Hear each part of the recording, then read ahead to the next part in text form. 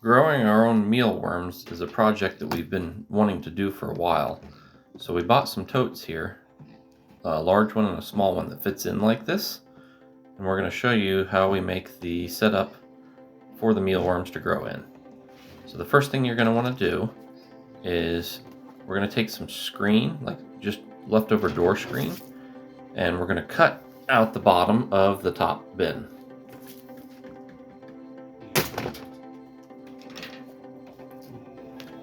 That is not what I planned on doing. You don't want to break the bottom of it. So we're going to have to try something different to cut it with.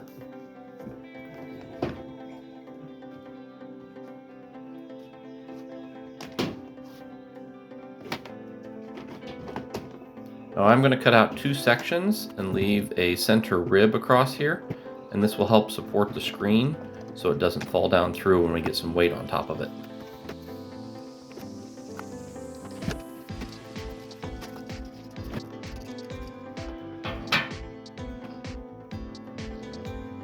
The next step after you've got the bottom cut out of this is to attach the screen on the inside of it.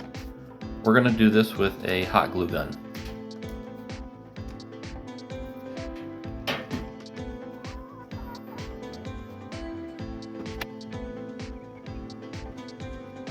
The reason we're doing this is because the beetles that lay the eggs will actually burrow down to the bottom of the substrate and lay their eggs at the very bottom of that substrate, and the eggs are so small that they will fall through this screen into the bottom bin. So this is the point of doing it, so those eggs fall down into the bottom.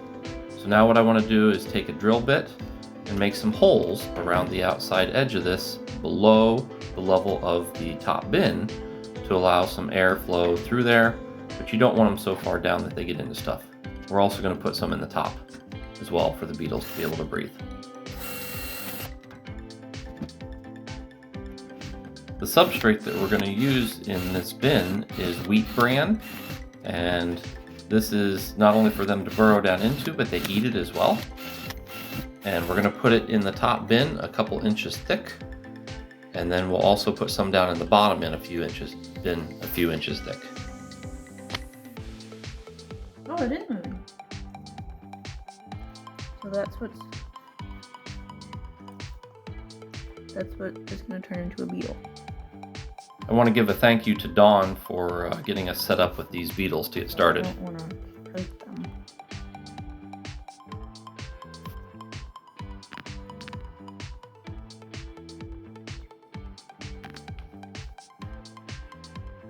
There's no way they can see it. Charlie, that's not for you. Charlie, look. I think you wanted the carrot. They just dump them. Yeah, I think I just dump them because they burrow down in the stuff. I just don't want to hurt them.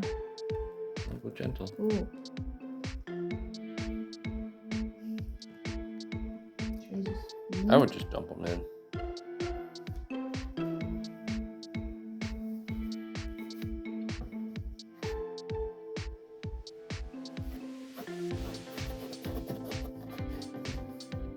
The potatoes and the carrots that we put in there are actually for moisture for the beetles.